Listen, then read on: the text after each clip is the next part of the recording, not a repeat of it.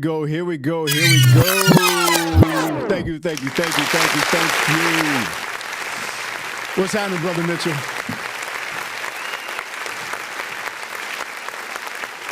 Hey, wow, those applause. You're too kind. No, stop. It's too much. Wow, welcome to Black History Month. Welcome to Hidden Figures, Behind the Numbers with the Restaurant Scientist. I am Jason Wallace, and I am the Restaurant Scientist. Today, we're going to take a deep dive into 300 years of Black history and culinary arts.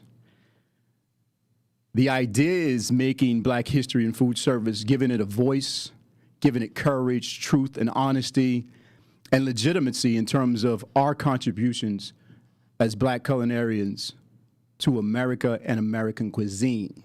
Make no mistake about it, this movement that we are in is called the struggle. Absolutely, Kevin, you know how we do. So our goals today is to engage in honest discussion on how we have navigated controversial external elements, politics, finance, real estate, and just business itself. I want to start by thanking my sponsors, Cornerstone Business Labs, Cornerstone Productions, and Cornerstone Media. For if it wasn't for them, none of this would take place. Without any further ado, I want to introduce to you my brother, culinary historian, chef professor, Kevin Mitchell.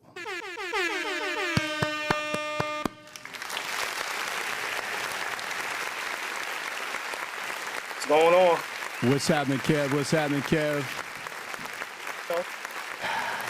Looking good, my brother? I'm good. Yeah, no, absolutely. So for the audience, Kevin and I go back 30 plus years. We met at the Culinary Institute of America in Hyde Park, New York. Shout out to CIA World, CIA alumni. We love our CIA. So today, Kevin, I want you to kind of take a deep dive, and I'm going to tee you up, right? We're going to talk about the antebellum period, right? The period after the War of 1812, but before the Civil War in 1861 and 1865. We're going to talk about the Great Migration and that period, 1916 to 1970, really, as well as Jim Crow and the Jim Crow era from 1870 to actually 1965.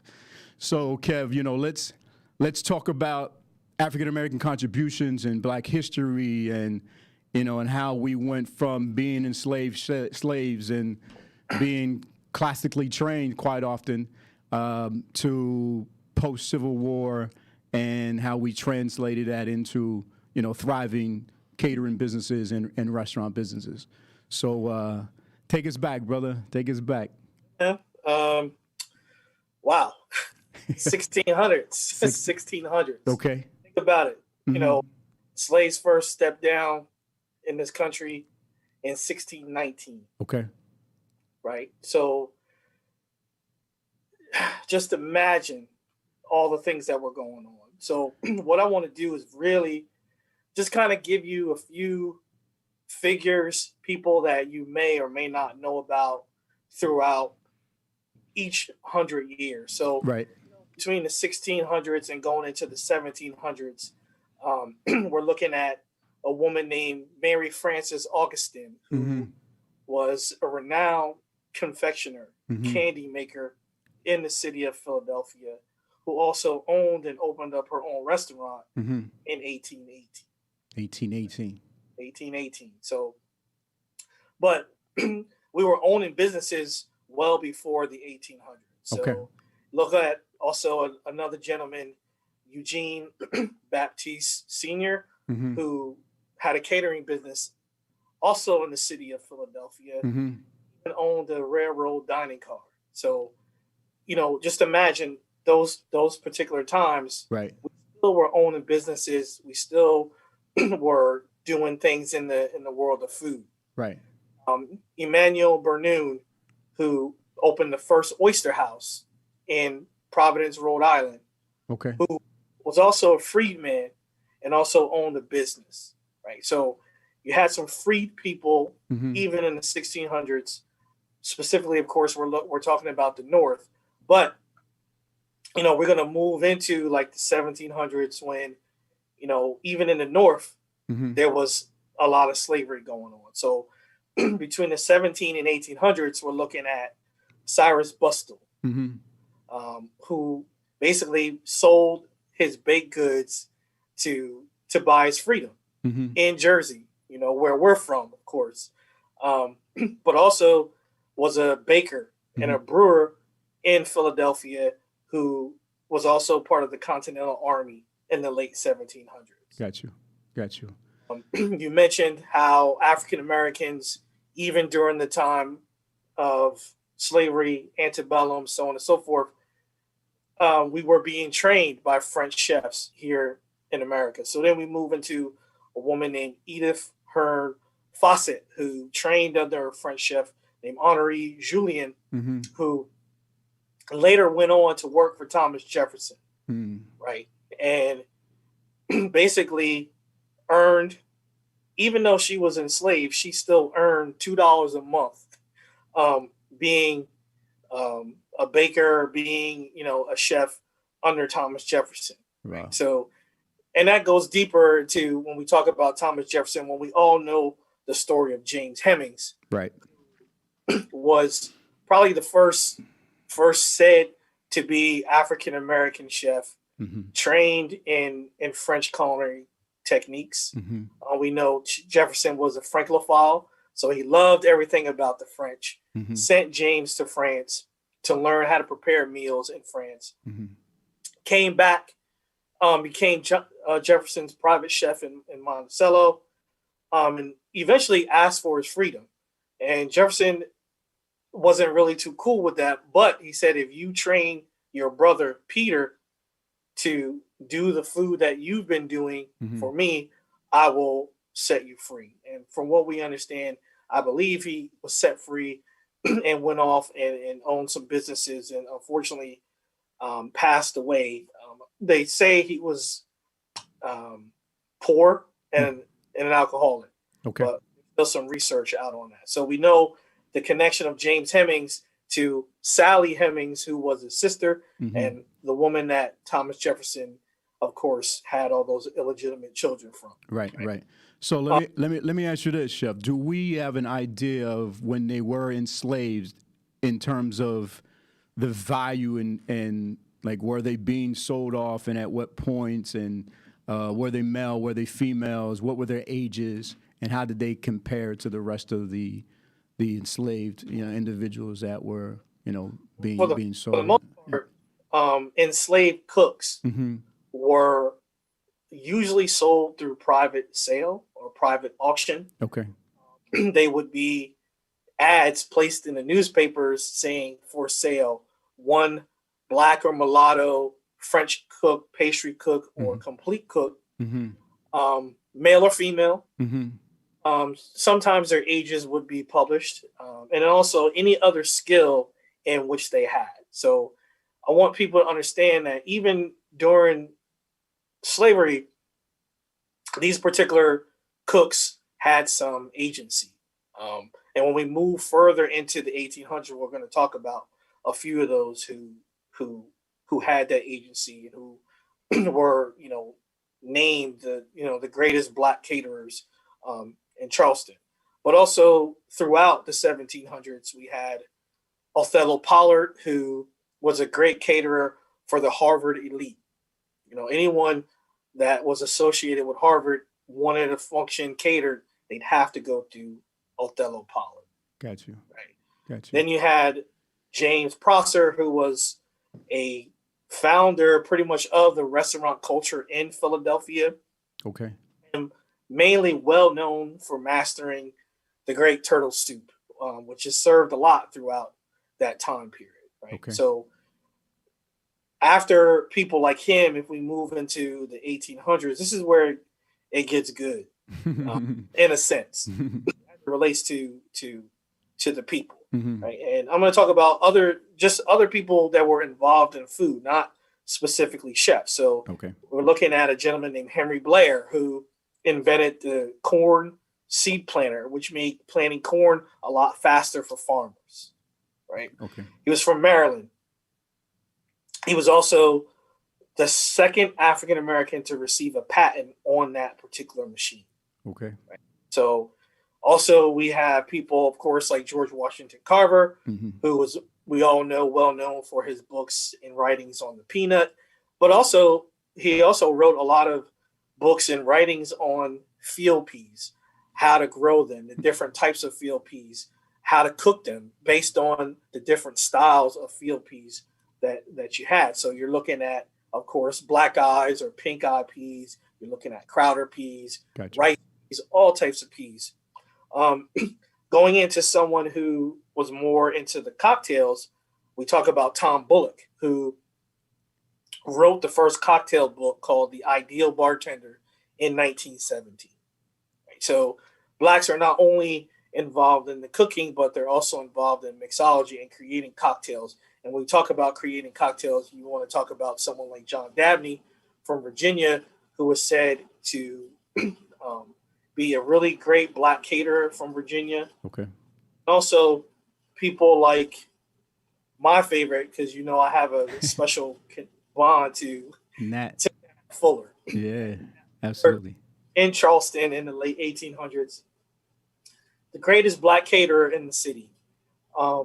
Throughout the Civil War. Say his name again, because I think you broke up a little bit. His name is Nat Fuller. Okay. Nat Fuller, former slave, Mm-hmm. owned by William C. Gatewood, who purchased him mainly to be a manservant. William C. Gatewood was from the North. Mm-hmm. He had built a fortune dealing with the railroad and the railway system. He would, of course, host these elaborate functions in which Nat would cook for him. And he was actually trained by a woman named Sally Seymour, who at one point was kind of the matriarch of the black caterers moving through the city in the city of Charleston. So you have Sally Seymour, who passes her legacy on to Eliza Seymour Lee, her daughter.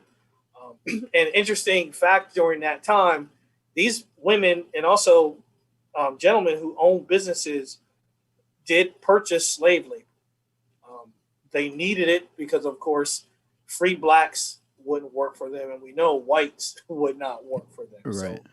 So, and then you have people like Tom Tully, who comes after Nat Fuller. You have Thomas Dorsey, who was a caterer in Philadelphia, who was also a former slave. He catered to the Philadelphia elite. So just those three particular time periods, you're looking at great black caterers, mixologists, chefs, business owners, restaurant owners, so on and so forth. Moving into later into the 1800s, going just before the 1900s, you have a really famous caterer out of New Orleans. Her name was Nellie Murray, Mm-hmm. who was also a former slave. She catered to the New Orleans elite. And then, of course, the era in which we come from, going into from the 1900s, going into the 2000s, and even beyond 2010, Mm-hmm. specifically where we are today. So, of course, we cannot talk about that time period without talking about people like Chef Joe Randall, who, of course, is one of my many mentors. Absolutely. Shout out Chef Randall. Hey, hold on one second, Kev. I want to take you back a little bit because I want to speak a little more to Nat Fuller, right? And what were those menus like? So, clearly, we went to Culinary Institute of America. We had those beautiful kitchens, right? And quarry tile floors and kitchen exhaust hoods and ovens and grills and deep fryers. Like, so, give us a little insight to what their lives were like, literally cooking in the kitchen and acquiring the raw products and manufacturing them into in-usable, edible products. And what were some of the things that were on the menus? Well, someone like Nat Fuller, who actually cooked in the big house, had access to the beautiful ovens and the the brick ovens and stoves and beautiful Dutch ovens where he could create stews and things like that. He didn't have no ventilation. What was that heat and that steam going?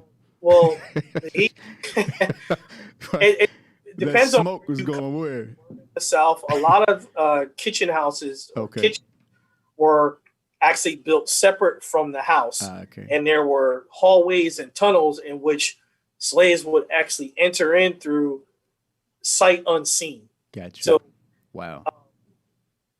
but then you also have the field slaves who were cooking actually out on the field, who were giving access to those inferior products, things like intestines, which we all know as chitlins, Mm-hmm. trotters, anything that the slave master thought was inferior. Of course, those particular cooks created beautiful dishes using those particular items. Right. Those in the big house had access to the beautiful produce and the chicken and the duck. Gotcha. They had access to those. So, you have, this one cook or chef in the big house, and then you had this one who was in the field, still being able to create these beautiful meals for not only themselves, but of course for their slave masters. Now, someone like Nat Fuller in his restaurant, Mm-hmm. in his menus, and we're talking Charleston in the 1800s, Mm-hmm. where French food is on display. Mm-hmm. So we know that the French Revolution brings French to the city of Charleston. And that's why some of the food that comes out of Charleston does have a little French influence to it. Also the English as well, also the Spanish. But of course, we're talking about the African-American experience. So his menus were basically based off of, classical French cuisine, what we learned when we went to CIA. Right. Right. Wow. So, And like where they were preparing multiple courses, right? So these were 3, 4, 5, 6 course meals. Is that correct? even beyond that, more than 4 or 5 courses, sometimes 20, 30 different things prepared, set at the table, right? Wow. And back then, menus were called bills of fare, Mm-hmm. and you would have 30, sometimes 40 different items listed Mm-hmm. on this menu, whether hot items, cold items, of course, desserts, things like that. So, it's, and then of course we take it further when people like you and I Mm-hmm. go to schools like CIA, and we are being trained in those classical French techniques. Mm-hmm. And what I really want people to understand that, even during that time, we weren't necessarily cooking Southern food Mm-hmm. or soul food or whatever you want to call it, whether it's the food of the Gullah Geechee culture, whether it's Low Country. Yes, we were preparing those meals too, but we were also highly skilled and highly trained individuals who could manage and master a kitchen and have underlings who would also help prepare these meals. Absolutely. I mean, you talk about a master of the fire, because it wasn't like there was a knob that says, okay, let me turn this flame down, low, medium, high. It was, you had to know that apparatus, whatever it was, whether it was a stove and it had wood in it or coal in it, and, how to simmer versus how to boil and how to fry, and, all those different techniques. I want to tell the listeners out there and watchers that you can actually ask questions. So feel free to, within the chat box, to type in a question, and we'll address questions. And oh yeah, I got to get that shameless plug in. Make sure you subscribe to my YouTube page, Hidden Figures, behind the numbers with the restaurant scientist. So we want to open up questions. So the chat is open for questions. Go ahead, Chef. You mentioned those stoves. Those stoves, brick ovens were built with cranks and cranes, which would allow for the cook to, wheel up a certain pot at a certain heat. Mm-hmm. So Okay. they can control, where the hottest heat was, they would cook specific items, where the cooler heat, so to speak, would be Right. the cooking of other items. So you're right. They had to master that fire. Master the fire. We talk about these different levels of cooks, whether it was a French cook, a pastry cook, a complete cook. Each of those cooks had different levels of experience. Okay. But the pastry cook seems to have been the one that was the most highly skilled because they had to master not only the sweet part of it, but they had to master savory as well. Got you. And those cooks would go once again. We're talking about going to a newspaper and looking for through an ad for a cook, but understanding that they went for premiums above those enslaved who may have not had a skill. So if you were, a 15, 16-year-old cook with this particular skill, Mm-hmm. you would go at a 25 to even sometimes 50% premium above a, and for lack of a better way to put it, an average or a non-skilled Mm-hmm. laborer who was put out in the field.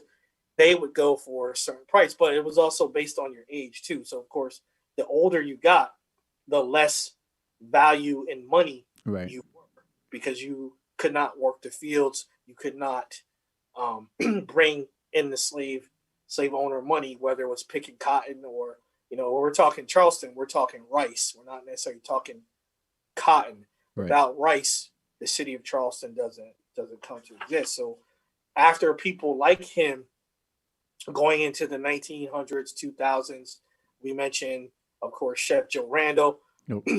our godfather, Uncle Joe, which we call him, Absolutely. who was one of the first real black chefs who was really out there, really trying to promote the skill of African Americans. Yep. And then of course Leah Chase. Yeah. Absolutely. Was in New Orleans with Dookie Chase's restaurant. Absolutely. Patrick Clark, we can't not forget him. We had Daryl Evans who took that French culinary training and becomes the first black chef to compete in the Culinary Olympics in '88 and bring home gold medals for the United States. Can you explain a little bit about the Culinary Olympics and what that is? Because most people don't even So know. Culinary Olympics is basically it's an Olympics based on cooking, and it's held every 4 years. For years, it's been held in Germany, and where we compete against other chefs from other countries. And there's a team, and they are creating these elaborate meat platters or seafood platters, items that would have been cooked back in the 1800s based on French culinary techniques. And of course, silver, bronze, gold medals will be given.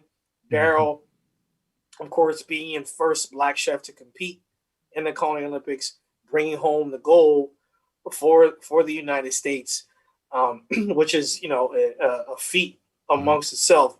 Being able to bring home a gold, not alone being an African American, Right. being the one to win that gold medal. So then, of course, you have Edna Lewis, Right. who is the grande dame of Southern cuisine. We can't forget about her. We have people like Alonzo Fields, who was a butler in the White House for well over 20 years and went through several chefs who came through the White House, white and black. Mm-hmm. Of course, we only see white, but there's several black chefs that kind of come through there. You're talking, a farmer here in the Johns Island area, right outside of Charleston, Joseph Fields, who has a 50-acre farm outside the city of Charleston, who grows produce and sells it to some of the top chefs in the city of Charleston. And of course, you have the chefs of today. You have Eduardo Jordan from June Baby, who who has brought our food to the white tablecloth, winning a James Beard in 2018. Say that name again for me, please. Eduardo Jordan. Hold on. I don't know. I'm getting a feed. I'm getting a slowdown in the feed. Do it again, Kev. Sorry. Eduardo Jordan. Okay. Go ahead. You have Mashama Bailey from Savannah, Mm-hmm. who's working at a restaurant called The Gray. She's also won a James Beard. Here in Charleston, we have Rodney Scott, who's a pit master, who actually won a James Beard. So who would have thought barbecue would win a James Beard Award. Right. But of course, we all know that barbecue is food of the enslaved. Right. So all these great chefs, and there's hundreds and hundreds more that we can talk about, all had a hand in contributing to the food service industry that we know today. Right. I had a question in the chat, so here we go. What are some thoughtful ways for food influencers, writers, chefs, and consumers to acknowledge the contributions of Black cooks, chefs, and artisans? Well, I mean, first thing is you have to support those Black businesses. You have to go to those restaurants and genuinely support them and write about them in a way that allows people to see and understand what it is that they're doing in their business. A lot of times, if we get written about, it's not always in the best light, right? It's service was bad, or the food was this, or food was that. We talk about the chef and farmer relationship, building that. So I say, build that relationship with that Black chef, that Black restaurant owner. Go to those restaurants, go to those businesses, whether it's a restaurant or they sell coffee, or they have an ice cream shop, or they any Black owned business, just genuinely support. Right. And also, when you support, we're in the age of social media. You got to tag them, post their stuff, reach out to them, let people know what they're doing, and give them a chance if they make a mistake. Like, don't crucify them. You know what I mean? And if you go and the service is not up to par, or the food is not up to par, just don't, just give them a chance. So I want to shout out somebody. I want to shout out Chef Matthew Rayford, Chef Farmer. Respect the soil, right? And Tia McDonald as well. When he said farmers, we definitely want to give them a plug. All right, we got another question here, Chef. What are some ways we can properly recognize the contributions of African American professionals on the culinary history of American cuisine? I think that's a. They tease you up for talk about your books, plural, right? So go ahead. First, we're doing it. Like, we're Black history in the making, actually, and we have been. So I don't mean to cut you off, but I do mean to cut you off. You know how we been in the hood. It's like, yo, bro, I don't mean no disrespect when they about to disrespect you. So, right? So I'm going to cut you off because we have been on this grind with Chef Randall, really, Leah Chase, Edna Lewis, Sylvia Woods. They have been out there on this grind. We stand on their shoulders, right?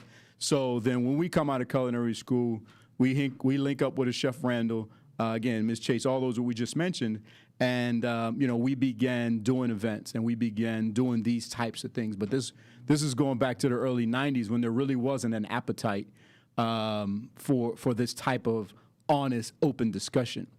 So now all we have to do is we just got to keep doing it, keep uniting. I don't think we need to form a new nonprofit organization. I think we need to find organizations that are already out there and collaborate with them so that we're not splintering the vote and our unity and our numbers. So just hold on. I mean, I had to get on that little box right there and do that. But go ahead, Chef. But we also, as an educator, you got to do your research. Like, you get in the books. Me, of course, getting the master's degree allowed me to really get in the books and really understand our history. And just really, once again, write about what Black chefs, Black restaurant owners, Black businesses are doing and be genuine about it. That's going to be key, I think, to me. Always just being genuinely wanting to support a Black business and not just going because it's a Black business and it's kind of the thing to do, specifically in our kind of environment right now. Right. But just be genuine about it. Do your research. Write about what these restaurant owners and chefs are doing, and have an open mind too. Like, you have to understand that we can cook more than fried chicken and mac and cheese, and yes, sir.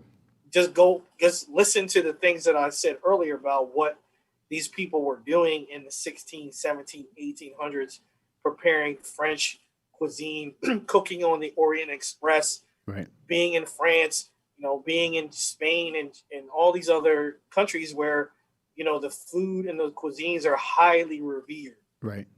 Right. And, and I think also, we already plugged the CIA, but want to plug them again because they are definitely doing their part to address, not, we all know CIA and I'm not using this in a bad term, but CIA is very Eurocentric. Everything is about European cuisine, French, of course, Spanish. They learn about Italian, so on and so forth. So what they're doing now is they're addressing that, and they're addressing foods of the African diaspora with a course that they're running every Saturday, where there's subject matter experts who come in and do a Zoom lecture with students for an hour, and then the students themselves go into the kitchen and prepare menus that were given by that particular subject matter expert. So today, I know they were listening to Chef Pierre Tam, who's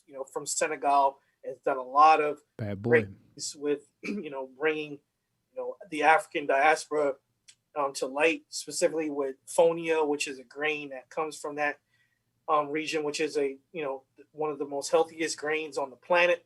Right. Shout out Chef Pierre. Awesome dude. Awesome brother. And so those are the things we got to do. We got to get people to really start addressing, foods of the African diaspora, and then of course bringing it into the food of America, right? Because you don't necessarily have the food of America without the enslaved, formerly enslaved, who was cooking this food. Like cooking the food in the big house. Say that again. Let me hear you say, It was nah. cooking food. Well, we wouldn't have American. Say that again. You wouldn't have what? Would not necessarily have American cuisine without the contributions of African Americans and Africans, enslaved, formerly enslaved, who basically stood at the foundation of what we eat. And specifically, you want to come to the South, where I am, you really have to talk about those contributions, and looking at those people who, once again, foundation. Yeah. Yep. So. Yep. No, absolutely. It would not exist without us. So I want to give a shout out to Peas on Moss for those great questions. We got another question in the chat. Wiley Bates, what's happening, Wiley? And Chef Wiley. Yeah, Wiley is also chef who competed in the Culinary Olympics. Absolutely.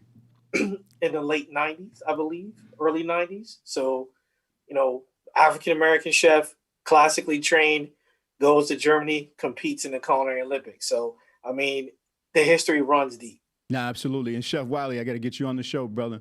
So just hit me up afterwards. So Chef Wiley's question is, share your thoughts on how your culinary life experiences have led you to what to be and a change agent for black excellence within the food movement. Absolutely, this is a movement, and it's called The Struggle. So let's talk a little bit about. Of course, Chef for me, question. and like any young culinarian African American who goes to culinary school, their aim, their mission is to be, to cook French food, and, Spanish food. I mean, that's what we are trained to do. And we see many times after we graduate culinary school, we do not embrace the food of our own heritage. And I have to give a shout out to people like Eduardo Jordan in Seattle, Chef Todd Richards in Atlanta, Chef Dwayne Nutter in Mobile, Alabama. Dwayne, what's happening, brother? So who are embracing the heritage of African Americans, but they're doing it in their own way, right? So also understanding that we don't always have to cook the same food. We all have different experiences. We all come from different places. So for me, I would say what really got me really in tune and really involved with really wanting to share these contributions was, first that Nat Fuller dinner. For me, standing in his shoes, preparing meals that he prepared in 1865, was truly, for one, it was an honor to be able to do that and to be able to recreate his legacy. And by doing that, it just really opened up the floodgates for me to say, I really want to focus in more on people like him, where he comes from, the James Hemings, the Hercules Posies, so on and so forth. So that dinner, being able to do some research and really focus in on that. And that is, from 2015, that dinner just really opened up those doors once again. And, as long as I'm here, I'm going to continue to do this work. I'm going to continue to share the stories. I tell, and, we've had this conversation with Chef Joe. As long as I'm alive, people are always going to know about Chef Joe Randall. Yeah. You introduced me to him when I was 18, and I just called him out of the blue, and he probably was on the phone like, who's this Kevin Mitchell calling me out of the blue from New York? What does he want? Right. And, we got to meet face to face, and just watching his work with the Taste of Heritage Foundation and the dinners that he was doing by bringing in people like Leah Chase, Edna Lewis, Patrick Clark, right. all those people, and doing these dinners and being able for me to see Black chefs doing that type of food. So just so the audience can understand, Chef Mitchell did an event where he recreated one of Nat Fuller's dinners. And, some of it is, there's gaps in history, clearly. Yeah. So he had to fill in some gaps. So, for example, he's the one that educated me on the photo. So if you Google, what was it, Hercules and James Hem, the photo will come up for the same person. Remember that? You told me about that, Chef? The research is still out, and I'm sure there's someone out there that probably knows a lot more about the photo or the painting than I do.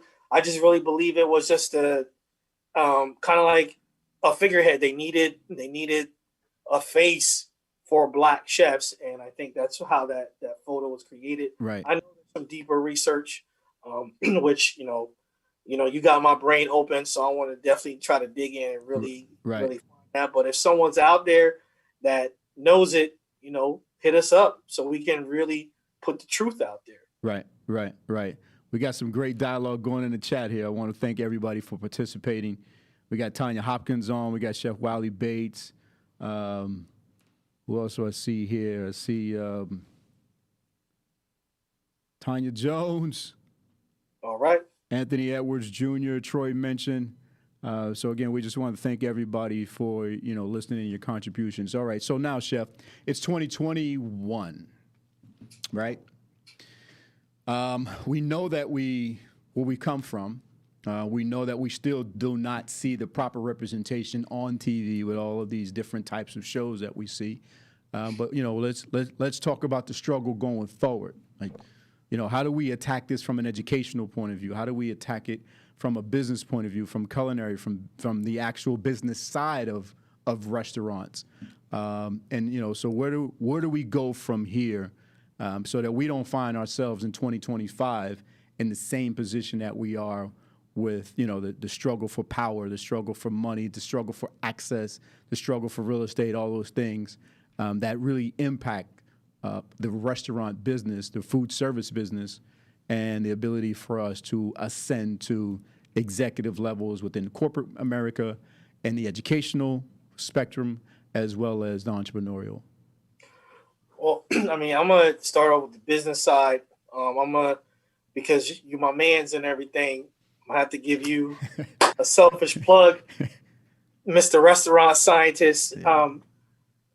People in the business need to reach out to people like Jason who have it down. They understand, you mentioned the numbers. Like, as a chef, sometimes we just want to focus in on the food. Our food is wonderful. It tastes good. It looks good. But we can't run a P&L. We can't properly run a food cost. And then we're wondering why we got fired from a job because we can't maintain the proper food costs. And and that also ties into education. Like, you have to educate yourself to understand what those numbers mean. Right. Like, it's one thing to say, okay, what's a fixed cost? Right. Okay, but really understand what a fixed cost is. Right. And reach out to Jason. Yeah, I'm gonna have myself on my own show. Coming here. The education part, I mean, I think, like with anything, you just have to educate yourself, Right. And don't be afraid to not know what you don't know. Right. Like, you don't know, so go find out. Get the information. It's so many people out there that have this information that you can go to help. And I think that's kind of the first thing, like knowing that you need the help. Right. And saying, okay, who's a numbers guy? Right. Food cost guy? Who's a menu guy? Who can understand the techniques of cooking? Right. And just go out to those people and reach out to them and educate yourself for yourself, and then educate yourself through dealing with these people who have that expertise. Plus, we just gotta, at this point, we just gotta do it. Right. We have to stand up and let people know what our contributions are, right, and what they can be, and encourage people to come to our places of business. Yep.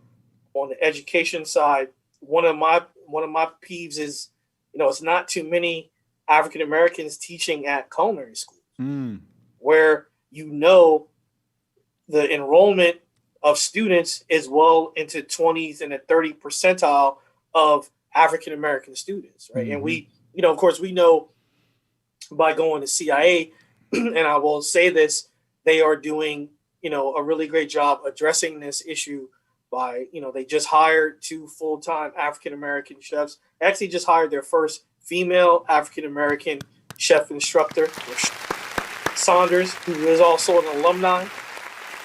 They also hired, his name escapes me right now, but he teaches in the pastry department. And also, they are you an instructor up there, Kevin Mitchell? I am. Oh, I am. Okay, all right. So don't leave that part out.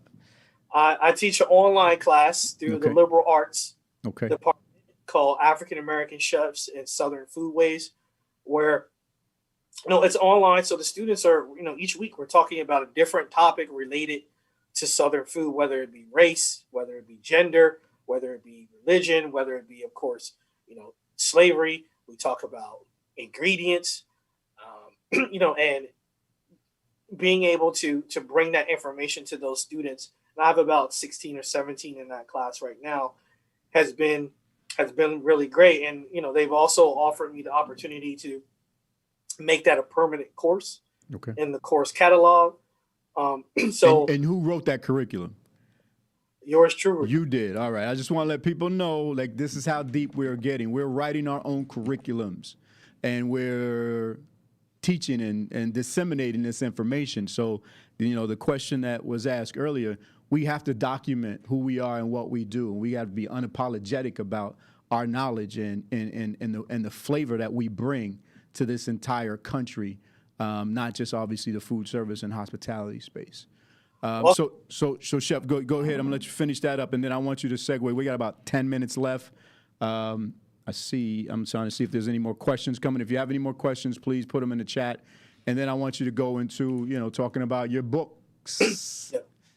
So just to finish up, we also have to codify what we do, and then of course just from our conversations and other conversations, we have to learn how to monetize our intellectual property, right? So what's up in here is intellectual property. And when people contact you to share your intellectual property and they don't want to pay you, that's an issue. And we see it. If I was a chef of a different tone, a lot of times, and I'm not bagging on everybody. Let's get that straight. We're talking true experience for me. Right. When they get asked, they got fees up front. Sometimes they get a check cut before they even give their intellectual property. Mm-hmm. Sometimes for African Americans, we have to pay for things up front, and then we have to wait for reimbursement a month, 2 months, right? And Yeah, just it's just pay for this. It's ridiculous, and it's a little stipend. I mean, Marvin Woods and when they were on the show, Marvin and Timothy Dean gave examples of how when they went to the Food Network to do an audition, they had to bring their own food. Right? had to go to the store, do the shopping, and bring my own food to actually do a presentation to you to see if you can let me on your show, and then you say no. Like, so absolutely, it's we gotta continue to give voice, courage, and truth and honesty to who we are and our skill sets. And so, just moving into where can we find some of this information, right? I have 3 books here, and then of course, we'll do the selfish plug for my book coming out in August. But a lot of times we get the question, where are the Black chefs? Articles have been written about it, right? And this book right here is called Token Black. And this, you can go to the chefsconnection.com. Put it up again, Chef, so they can see the light. You took it away too fast. My bad. Put the book up so they can see it. Yep. It's called Token Black. In this book, there are stories and recipes of 101 Black chefs. 101, and we know there's more, but there's 101. There's some celebrity chefs we know of that are in this book. There are other Black chefs that we don't know of that are in this book who have really great stories. I'm featured in the book. There's several other chefs that we know in our circle that are featured in this book. So once again, Chef's Connection. And if you go to the website and purchase the book, you're going to get 10% off the book. You're going to get a free t-shirt, and the proceeds go to Harvest Funds, which is feeding people in New York City affected by COVID, I believe. Right. Anybody looking for Black chefs, just call us. We'll let you know. We know where everybody at. Got phone numbers. We call each other every day. Absolutely. What else you got? You got another book, don't you? This book right here. Now, I'm not sure if this book is out yet, but if you go to MoFad, the Museum of Food and Drink. This is interesting. This book is created called The Legacy Quilt. So prior to COVID, they actually put together a quilt of 400 people who have contributed to the food service industry, well, specifically 400 African Americans. Right. So each of us has a quilt that's in the museum. Unfortunately, right now, of course, we can't necessarily go see it because of COVID. But if you go to MoFad, I believe .org, you can actually purchase a quilt of, like, you can go to my page and adopt my quilt. And that money goes to programming for MoFad. That's cool. That's awesome. Let me get some claps on that. That's beautiful. Well, we mentioned, Todd Richards has a quilt. Of course, we talked about CIA a lot, but we have to talk about Jefferson Evans, first African-American graduate of the Culinary Institute. And this is when it was in Connecticut, right? This is before moving to New York. First African-American graduate from, and we've honored him. We've met him numerous times. Unfortunately, he's no longer with us, but rest in peace, Chef. He's someone that you need to know. Yep. This book here, it's called The Culinarians: Lives and Careers from the First Age of American Fine Dining. Hold it up again, Chef. They can just hold it up again. We got to zoom. We got to get lean it back, lean it up. The light. Oh, there it is. Yep. The Culinarians. Okay, got it. This is a book of 150 biographies of some of the most famous chefs during 3 ages in history. There are several African American chefs and caterers that are listed in this book. So this is a good book to find out, talk to get the information on people like Nat Fuller and Thomas James Prosper and so many others in this book. Right. And then of course, and we don't have the cover yet as far as a physical cover. But I do have a book coming out in August. It's called Taste the State, South Carolina's foods, histories, and their recipes. And what this book is basically it chronicles, about 80 to 90 different ingredients and or dishes that have some connection to South Carolina. So we write about okra, we write about purlus, we write about boiled peanuts, we write about the Lady Baltimore cake, and basically look at this book like a dictionary. These entries are listed in alphabetical order. It's about 80, like I said, it's about 89. It's close to 300 pages. There's some beautiful photos in the book. It's co-written by a good friend of mine, David Shields, who wrote The Culinarians. And David is a professor from the University of South Carolina. He actually is the one that uncovered the story of Nat Fuller and brought that story to me. And he was very instrumental in helping me recreate that dinner from 1865 based on Nat Fuller's life. So that book, if you really want to learn more about Southern food, South Carolina food, that's a good book for that.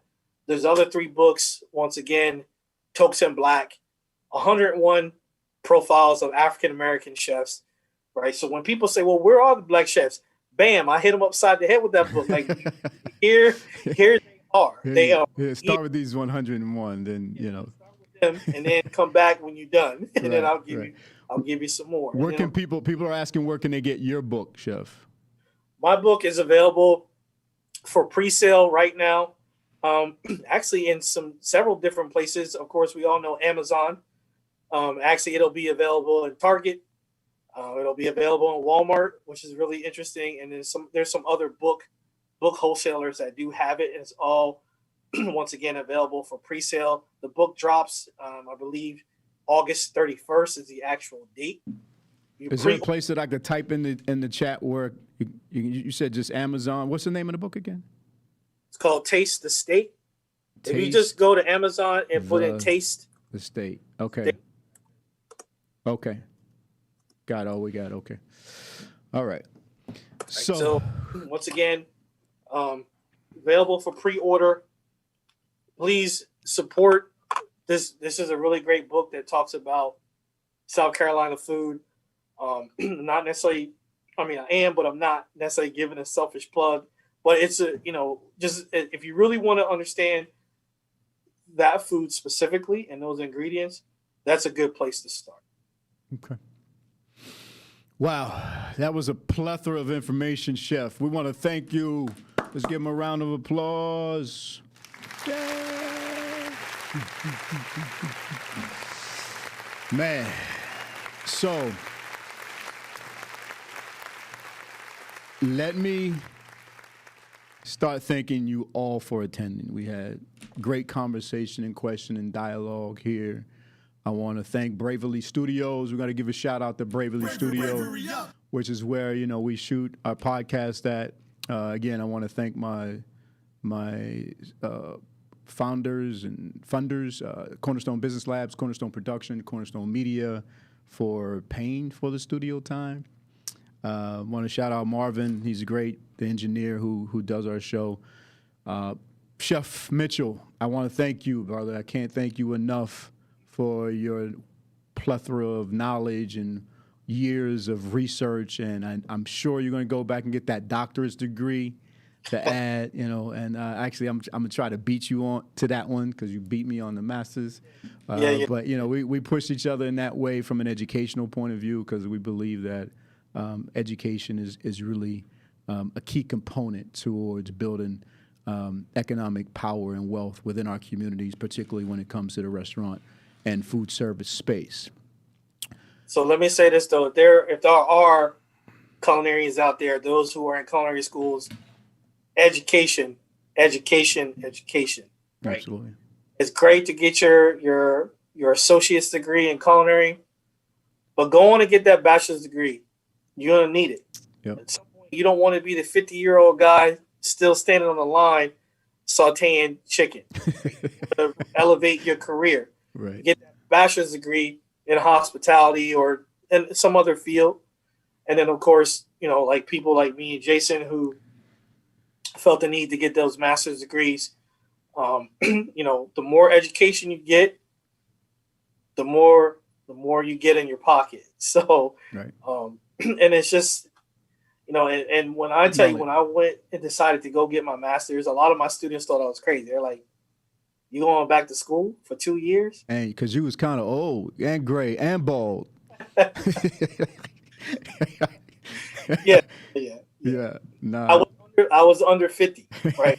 I was the oldest person in my cohort. Yeah, I was too. Like 25 years younger than me. And I'm sitting in class like, I don't know jack. Yeah. I had experience, which made my experience a lot easier and a lot better for me. I had the experience. I may not have been well read like my cohort, but right. So say that by it's never too late. Never too late to get a degree. Okay. So I want to thank you again for your engaging, honest conversation. And I guess we're going to drop that music as we head up out of here. We will be back for more live shows. We want to thank you all for coming, and power to the people.